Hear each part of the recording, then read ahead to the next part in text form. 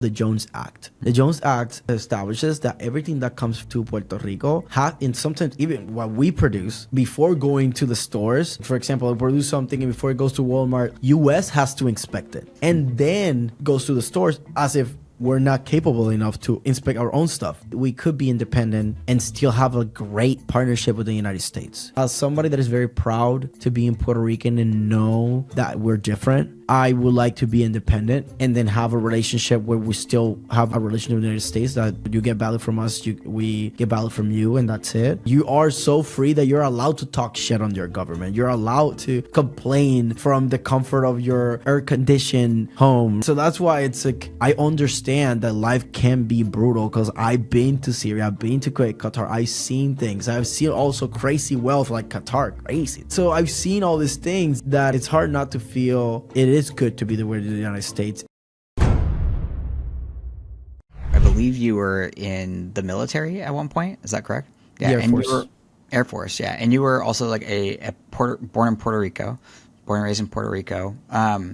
And you know, Puerto Rico isn't like officially a state, and so then you choose to go into like the U.S. military. So I'm curious about just like your own, I don't know, relationship with the military, with the U.S., like as a Puerto Rican, you know, citizen. Like how? Tell me a little bit about that. Let's start with mixed feelings for sure. Yeah. Let's start there. I've gotten so many amazing opportunities by being a territory of the United States that even though we're not in the best position, because we are and we aren't part. It's like, oh, you're kind of like, you know, step kid. It's like, oh, you're not blood, but you're kind of like there, you know, and yeah. Sometimes we doubt if they really love us or not, you know. So that's why I have mixed feelings, because simple things, like tangible things, as like in your audience, if they don't know about this, but probably most of them that listen to this won't know, there's this thing called the Jones Act. The Jones Act establishes that everything that comes to Puerto Rico, and sometimes even what we produce before going to the stores, like for example, we produce something and before it goes to Walmart, US has to inspect it and then goes to the stores, as if we're not capable enough to inspect our own stuff. Yeah, which is creating billions, if not trillions, I don't even know, like let's say billions of dollars for the United States. So when you think about the United States give us grants and help with FEMA and all these different things, but if you then put that against all like the fees that are getting that they're taxing us by like inspecting everything that comes, and that's just that Jones Act, right? Like we can go deeper into things, but just the Jones Act alone, it's just like they're taking way more money than they give us, and then they sell us this idea of like, oh, if the United States is not with us, then we're gonna lose like the Pell Grant and the like the Section 8 and the whatever, like we're gonna lose all these things. But then if we save all this money on the Jones Act, then we can redistribute and pay for those things ourselves. So so there's those things that I'm like, how can you not remove the Jones Act? Like we are capable of doing that ourselves. Like in like a long time ago when they came here, and like Puerto Ricans were like pretty savage when, like, you know, that transition, then Spain came here, like we're Indian, right? Like native Indians here, and then Spain comes and they start like reforming things, and then now like there's this thing that now US kind of wins over Puerto Rico from that. Like in those times, inspecting everything because somebody can infiltrate to then attack you and all those things, like that makes sense. It was the Wild West back then, right? It was crazy. But you know, we're 2024 now. I mean, that we are capable. There's enough technology and things that and capable people here that we can certify it, and we can have all those things to be able to help ourselves. So those are the things that cause mixed feelings, because I'm completely bilingual. I've traveled the world. You know, I went to Syria, Kuwait, Qatar, all these things. I had my first full-time job because of the Air Force. My first car, credit, my first house. Like I have VA benefits. I mean, there's so much that I'm so grateful for that I can't say that I regret joining the Air Force. I can't say that I hate the United States. I mean, It's Yeah. just there's certain things that cause mixed feelings, but I mean, I'm super grateful of all the opportunities that the Air Force and being part of the United States have brought me. Yeah. Cool. Like, where do you sit with the whole, just make Puerto Rico a state then kind of thing, or versus like letting it go? Like, where you personally sit with that, if you feel comfortable sharing. I mean, dude, you know me. I'm comfortable sharing everything. But the only thing is that I'm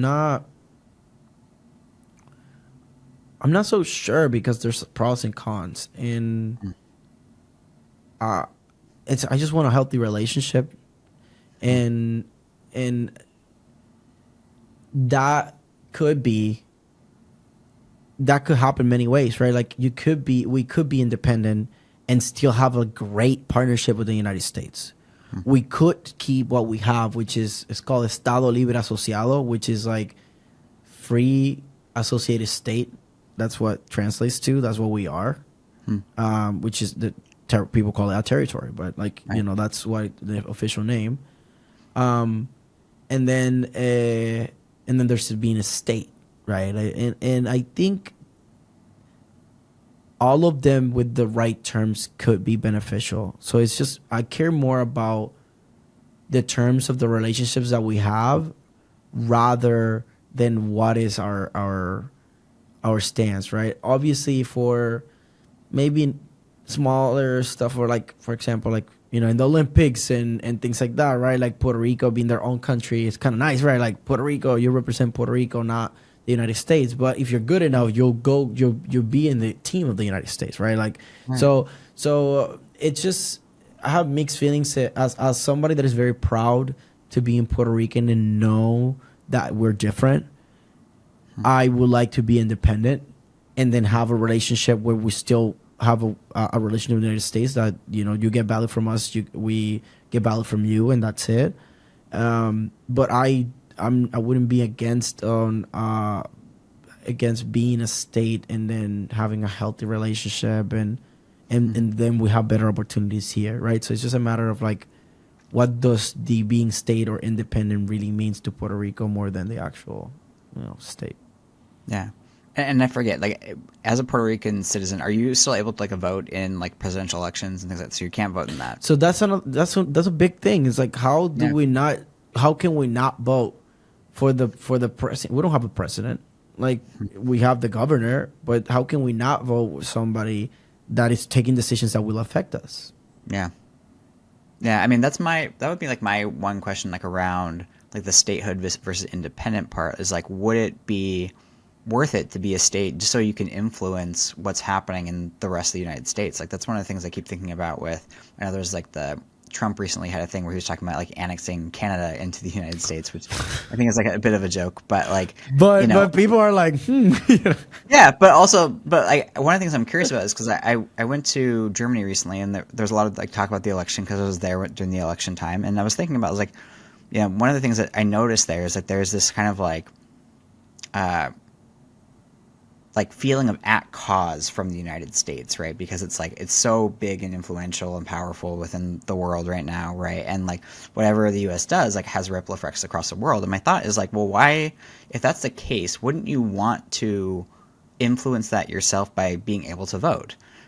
Even if you're like other countries, because functionally, like even though we operate at the Olympics as like one country, functionally we're 50 countries, right? We're 50 countries working together in a very unique way. And if you don't believe we're different countries, like go to Florida and then come out here to Seattle and then go to Right. Texas and go to New York. Like these are very different worlds that we're all people living. talk different, they live different, they like different things. It is different countries together. For Yeah. sure, dude. The United States there's so much diversity in the United States. It's crazy. Yeah. So I guess I kind of to pivot that into a question for you, like if you were then able to, influence the vote and influence the elections and influence these things by becoming a state, is that something that would like appeals more to you as a state, or you still want to lean more independent and just kind of remove yourselves completely from the US in that regard? When you put it like that, you sold it to me very well.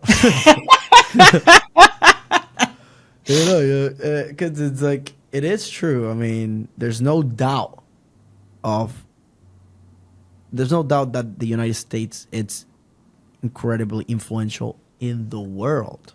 I mean, there's just no doubt of that. So being able to be a state so we can vote and then influence the world, basically, it's a great selling point.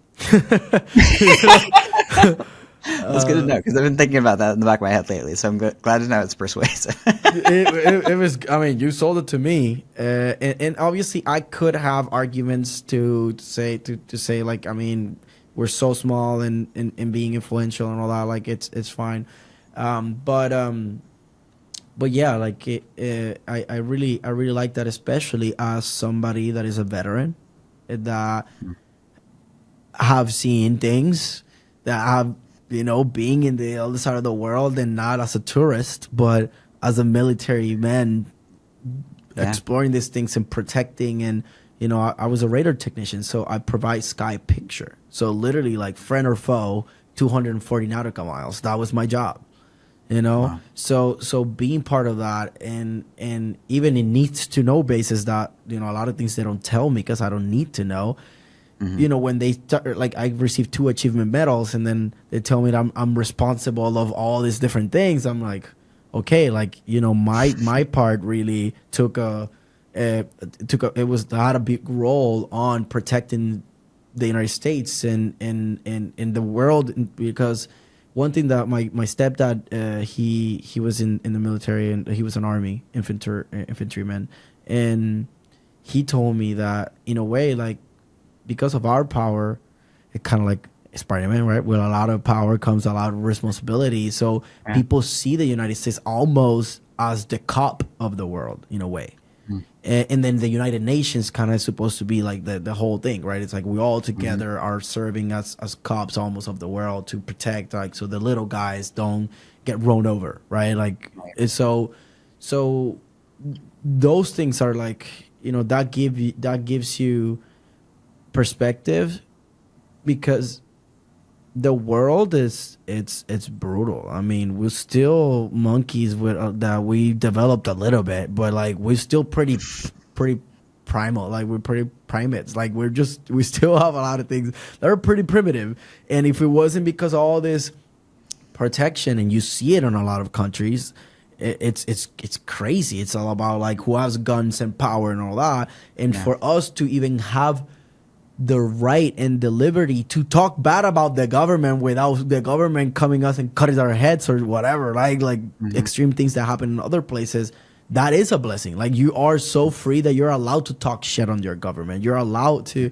complain from the comfort of your air conditioned home, right? Like, it's so that's why it's like, I understand that life can be brutal, because I've been to Syria, I've been to Qatar, I've seen things. I've seen also crazy wealth, like Qatar, crazy, dude.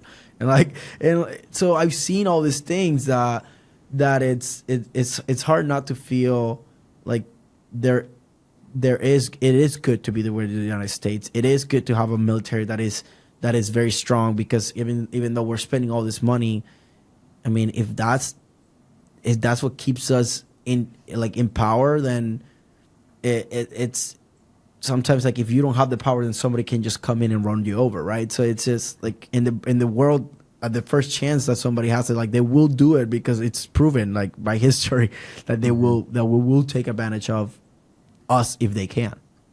Yeah.